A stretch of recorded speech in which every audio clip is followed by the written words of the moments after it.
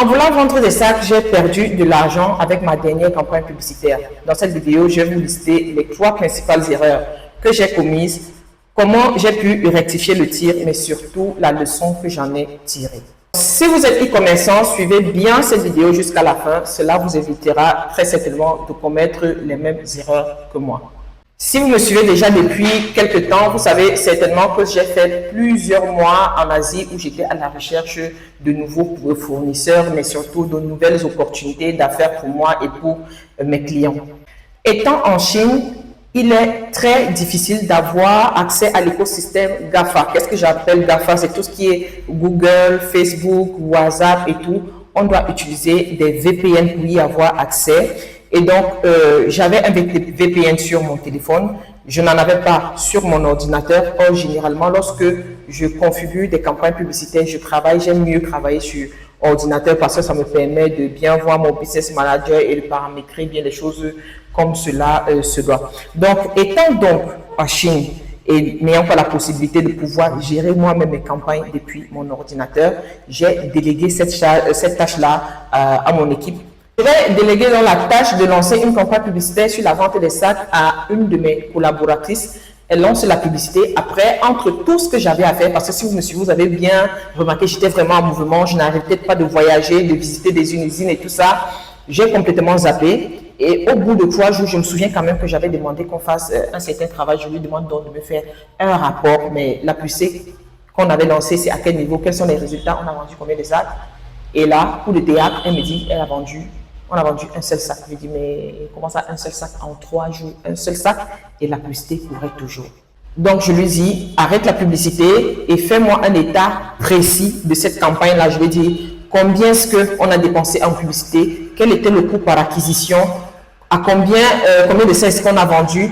Et le quotient coût publicitaire et nombre d'articles vendus, combien est-ce qu'on a perdu? À mon retour au pays, la première chose que j'ai faite, c'est déjà, je suis rentrée dans le business manager pour voir un peu tous les indicateurs clés de performance. Mais pourquoi est-ce qu'on n'avait pas généré des ventes? Je suis donc partie, le Messenger, vu que c'est sur Messenger que les clients étaient redirigés, et je me suis rendu compte que non seulement, même au niveau de la publicité, il y avait plein de commentaires qui n'avaient pas de réponse. Au niveau de Messenger, il y avait plein de commandes qui n'avaient pas de réponse. Donc, en gros, on avait un autre problème, c'est que il y avait personne qui suivait ça en fait. Du coup, j'ai corrigé un peu le contenu créatif. Le contenu créatif, c'est la pub elle-même, c'est-à-dire le texte, le visuel et tout ça. J'ai juste modifié un peu le copywriting en corrigeant un peu l'accroche que mes collaborateurs avaient rédigée. J'ai corrigé un peu ça et j'ai commencé à répondre moi-même personnellement aux messages, relancer les anciens clients et coup de théâtre. Le même jour, on a fait plus de 6 ventes de sacs. 6 sacs vendus le même jour de nouveaux clients et 3 commandes pour le lendemain pour les personnes que j'avais relancées. Ce sont des personnes qui avaient commenté ou laissé des messages depuis un moment, je les avais relancées et finalement on avait pu caler les 3 commandes le lendemain. Le lendemain, on a pu livrer effectivement 2 commandes, en tout 8 ventes juste parce que j'ai fait ces petites modifications-là. Mais ces 8 ventes, on ne les aurait jamais eues si je n'avais pas su comment rectifier le tir. Alors, quelles sont les 3 principales erreurs que j'ai commises? Je suis sûr que les personnes qui ont un peu l'esprit averti en marketing ont déjà pu les décider. La première erreur, c'est que je n'ai pas mesuré les résultats. C'est vrai que j'ai délégué la création de la campagne à quelqu'un, mais je devais mesurer les résultats. La campagne a tourné pendant 3 jours. Je ne me suis pas inquiété de savoir s'il y avait des ventes, si le coût par acquisition était correct, rien. Du coup, j'avais une campagne qui tournait alors qu'elle n'était pas rentable. La deuxième erreur, c'était au niveau du contenu créatif. Alors, la publicité était bien rédigée avec un français très propre, mais l'accroche n'était pas assez captivante. Mais je veux dire, à partir du moment où j'ai corrigé cette accroche-là, le coût a relativement baissé, ce qui a donné beaucoup plus de visibilité à l'annonce pour un faible budget publicitaire.